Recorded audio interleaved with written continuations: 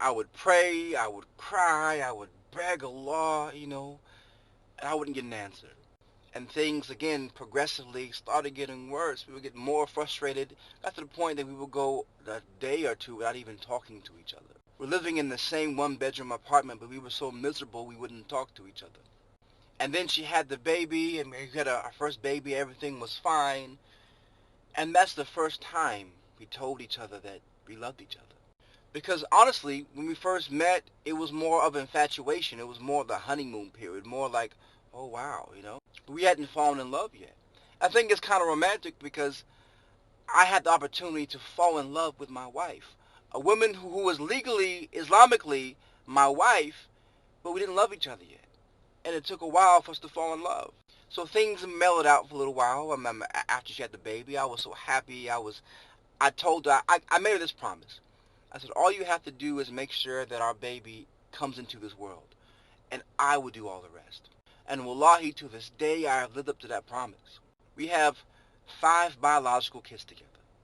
And every time she's given birth, I have done everything after that. Stayed up every night, changed the diapers. I fed them because she would, pump, breast pump. I would feed them, everything. I've been in their lives 100%.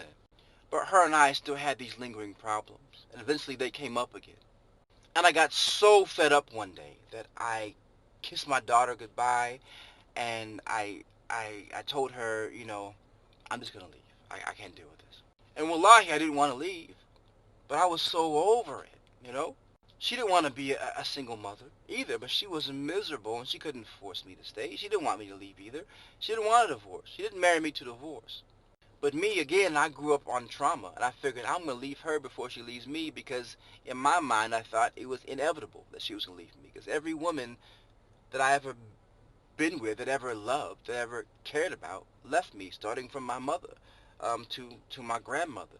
So I figured I'm going to beat them to the punch. So I went to the Greyhound bus stop. I bought me a bus ticket. My Greyhound bus didn't leave for 12 hours.